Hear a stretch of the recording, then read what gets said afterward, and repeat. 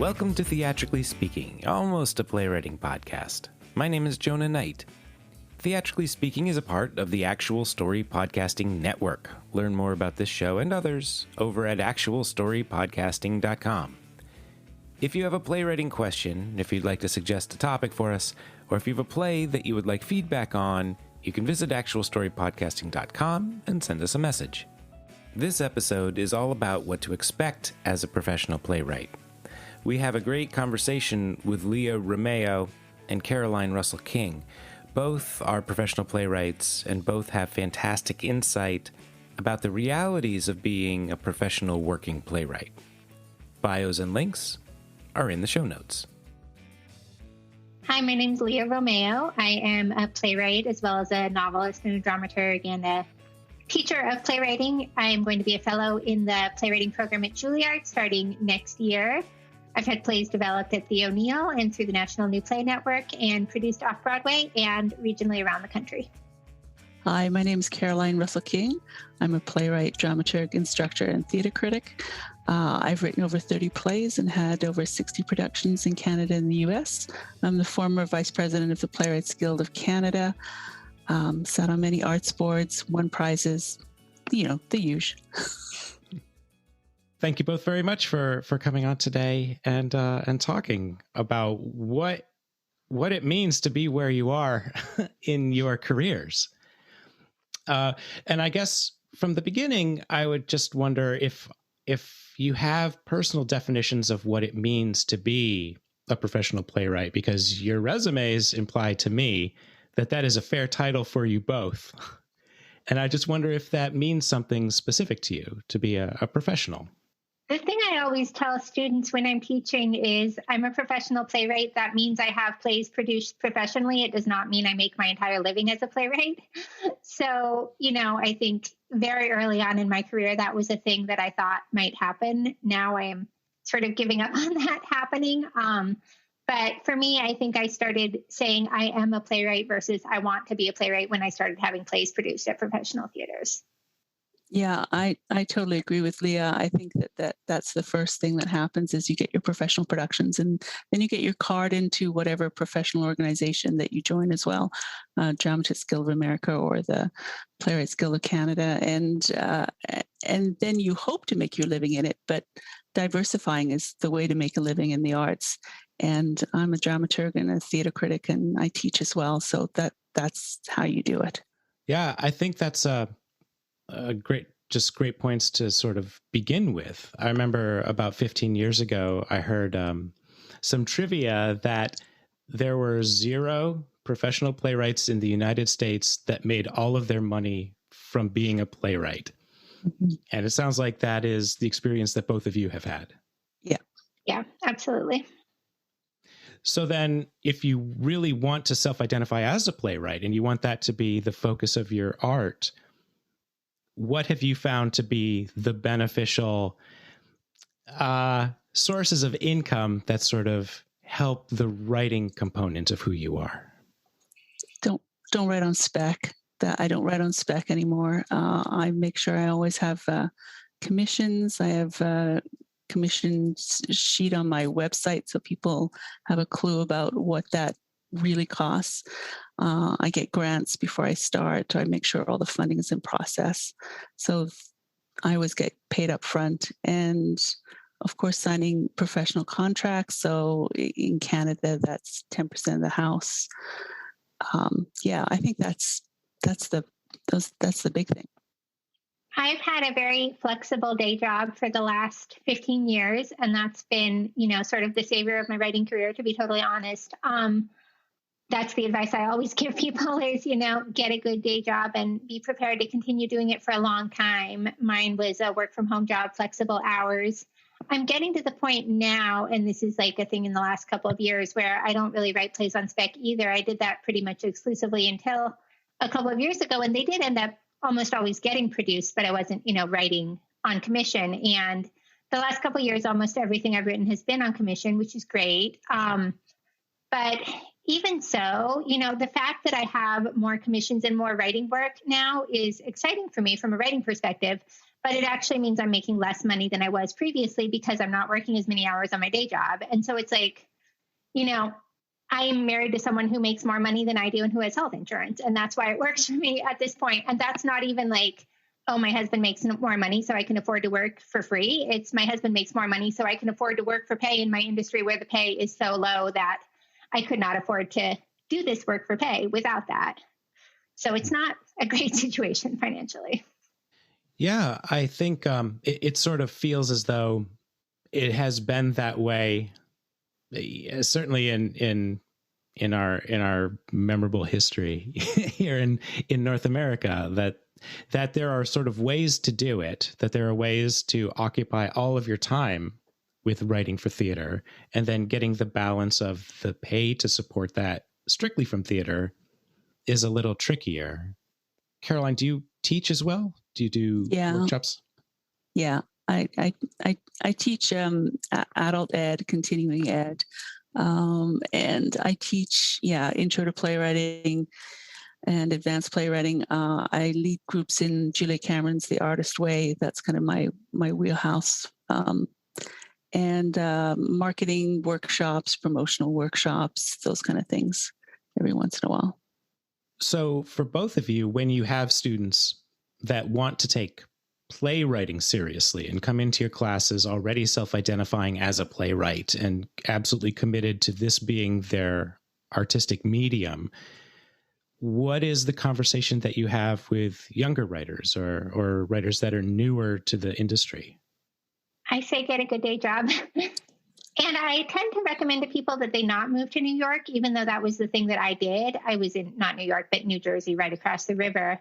And, there's so much exciting going on in New York, but I honestly think like for a young playwright starting now, it makes more sense to move to a smaller city where there's still an active, vibrant local theater scene, but where it's a little bit easier to establish yourself and actually become part of that scene than it is in New York and where the cost of living is lower.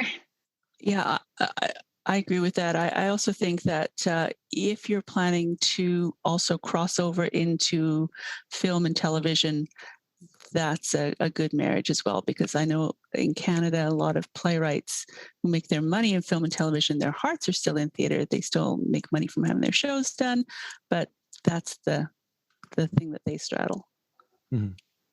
Yeah, I mean, I feel like almost all playwrights want to work in film and TV at this point, really. And like, if it ever was a stigma, which maybe it was at one point, but really since I've been in the industry, I haven't felt like it is. I feel like it's the opposite now. I feel like it helps your playwriting career to be, staffed on a good show or to have screenwriting credits. Yeah. And just doing that, branching out to writing these stories in other forms, can only inform writing for theater. Like once you have to like make adjustments to your storytelling technique, I would suspect that you have found that it helps you sort of analyze what you have been doing.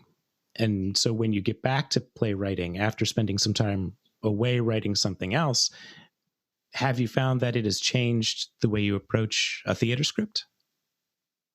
I think a big thing for me has been realizing, and this is kind of a basic thing, but I don't feel like I honestly not mastered it even, but like understood it until relatively recently, is that, a play should be something that needs to live in the theater for some reason, whatever that reason is. Like, what is it that makes this story most important, most compelling in a theater space versus some other kind of space versus on a screen versus, some other way of telling the story. So like you were saying, I think working in different genres is very, very beneficial towards like realizing what those things are for each of those genres. Yeah. And the other thing too is that sometimes young playwrights come in and think, oh, I'll just get published and that'll make the difference. And that's really not the path either. As we know, I think the only exception to that is if you write a very specific type of play and you get into curriculum and then you're picked up in universities and colleges, and then that can add up. But the other thing is prizes too. I'm gonna win all the prizes. That's great. Go ahead, win all the prizes. I want you to. So when both of you were starting in talking about maybe having preconceptions that being published or winning awards was maybe the key. Do you look back on benchmarks that you had when you were starting out and think, I think I was pretty correct about that, or I think I was just wrong about how to prioritize the value of this thing that I thought was really important to being a playwright? I was really naive when I was starting out. I had no idea how to actually run a business. And now I think of myself as running a business. I create product, I have goods and services, I ship. It's a completely different mindset. The way I keep my books, the way I do my taxes, the way I have marketing and promotion budgets. It's just a very different mindset from just being an artist or a playwright that thinks, oh, I'll just write scripts. Yeah, I think that's so smart, Caroline, and so interesting to me. Like, I have not gone on that path in terms of like really thinking hard about like, how do I make this a business? I've more, gone on the path of counting on making most of my money through the day job and teaching, and then, chasing the traditional markers of success in the industry in terms of the playwriting. And, I've gotten some of them. And I think the biggest thing for me is like, when I was starting out, I had this conception that like you get one big award, like you get into the O'Neill. I had a play at the O'Neill, and that just changes your entire career. And all of a sudden, like all your plays are getting done off Broadway or like whatever. And it's like, no, it's not like that. It makes a difference. Like it did absolutely make a difference. And like some doors were like starting to open a crack maybe that were closed before, but like you still just have to keep doing all the things you were doing before. And, then things slowly change. And I felt that, for sure over the past like 5 years of my career, things have been slowly improving. I've been taken more seriously. I've been, in some rooms that I wasn't in previously, but it's been such an incremental thing. It hasn't been like, oh, one thing happens and it changes your life. Absolutely. I totally agree. I think the biggest misconception that I fight all the time is playwrights think that theaters produce their work. They're saying, I have to get my plays into theaters. No, people produce your works. You have to make connections with people. And so when I send my plays out, I'm sending them to directors that either I hope know me through my work or I have a personal relationship with. And then the rest is just flotsam and jetsam, because the rest is like less than 3% that get done, that come in over the transom. And so that way lays madness, right? You have to have the plan and know what it is you're doing, as well as, of course, all the research into the theaters and doing all that. Did you begin with cold submissions, just sending the plays out to any address you could find, or were you on that? It sounds like you were on that from, yeah.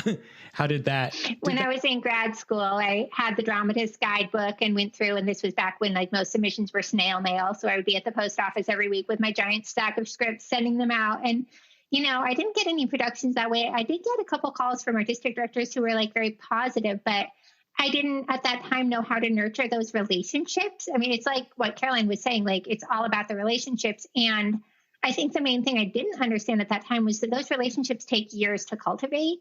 So when I was starting out, I was like, okay, this theater passed on this one script that I sent them cold. Obviously, they will never produce anything of mine. Versus like now it's like, oh, somebody sent me a nice note. Okay, I'm going to send them my next play. And then I'm going to see if we can have a coffee sometime when I'm in their area, and begin to cultivate this relationship that maybe 3 years later, 4 years later is going to start turning into productions. Yeah. No, I think that's really wise. For me, my career started off very differently. I started off as a script assistant, and then production assistant, assistant stage manager, touring stage manager, and all the time thinking of myself as a playwright, being a playwright first, and so learning the business, learning how theater works, and then cultivating all those relationships. And then I was so lucky because I got a playwright in residency. So I had a salary, and I got a production every year, and that was how I got my footing. So as playwriting really has become more of a career, and you found ways to make these relationships and ways to sort of move into this position of people in the industry seeing you as writers, is there something that is now there in your in your week or in your job now as a playwright that you didn't anticipate being there or didn't anticipate as being as important when you were first starting out? So it sounds like making those connections with the people that are in these theaters is a big one, and thinking of them as like living entities rather than as, here is the address and maybe this address will do a thing for me. Yeah, it's huge. The amount of time I spend on, cultivating relationships and marketing is much more than I ever would have anticipated. And I think I spend less time on it than I should, honestly. And it's still really a lot of time. Like, it's, even if I didn't have teaching jobs and a day job, this would be like an extra job in addition to the playwriting job. And then you also have to have the jobs that like actually pay you to support yourself. So it's a lot. Yeah, I think the idea I don't know, I fantasize about having an assistant who just does all that stuff for me. I'd like to get to that stage where I could hand over some of that stuff, but not so far. Well, and I have, for a long time, a big benchmark that I wanted was to have an agent. And then I got an agent a few years ago. And that's another one where, by the time I actually got an agent, I didn't think this anymore. But previously, when I was starting out, I think I thought that once I got an agent, that's how that would be. Like, the agent would do all my marketing and I would just write my plays. And that's not how that works. Yeah, absolutely. Yeah. They don't solve your problems. They just negotiate the things that you've already gotten for them. Well, and that's great. I mean, I am very happy not to read my contracts and not to negotiate my contracts, because I am not a good business person. I've gotten myself into bad situations, in the past by, I'm halfway through a production and then I realize I'm not getting paid and I have no contract, and it's not a good situation, so it's helpful for me to have an agent, but it is not, someone who handles your marketing. Yeah, absolutely. Although I do negotiate all my own contracts, and I love the wading through everything and picking it all apart and figuring it all out. And if I had a second or third or fifth career to do, I would be a copyright lawyer. I think that's fascinating. I love the legal side of it all. Well, we're about out of time, but I think that to sort of finish any theater conversation right now in the world, we have to talk about how the pandemic has affected it. So as writers who went into the pandemic with careers and with some momentum in this industry, how have you navigated the pandemic when so many productions were being shut down and theater was just on hold for however long it will be on hold for? How did you approach it? How has that gone for you? I mean, the first thing I did was just got really depressed for a while, which I think a lot of people in our industry did. I had 5 productions canceled within the first month of the pandemic, and some of them were rescheduled. And then it became clear very quickly that the rescheduled time would also not be an option, and one of those was my first NNPN Rolling World premiere, which was one of those sort of like benchmarks for myself that I always wanted. And then I had it and then it got canceled. So, for a little while, it was just very sad in our industry. And I mean, I think it's been sad throughout, really. But I also think that a lot of creativity sort of started waking up pretty early on. And I got kind of excited about that. And, pretty early on, I started writing for Zoom specifically. And I got excited about that medium, like what we were talking about different media having, their own conventions. And, it was exciting to me to think about what makes a play need to live in these little boxes on a Zoom screen. And I wrote one that's actually done really well and been produced by some amazing, I've gotten to work with some amazing people on it who I wouldn't have, known or gotten to work with without the pandemic. So it's closed a lot of doors, opened up a lot of doors. I am so excited that theater's going live again. I have a live production running right now that I have gotten to see a couple times because it's actually in the town where I am right now. And it's really different than seeing something on Zoom. I realized how much I missed it, but it's also been exciting for me to work in a new medium. Yeah, that's great. I miss theater. I mean, a big chunk of my time is as a theater critic. So going to 80, 100 shows a year. So that freed up a whole bunch of time.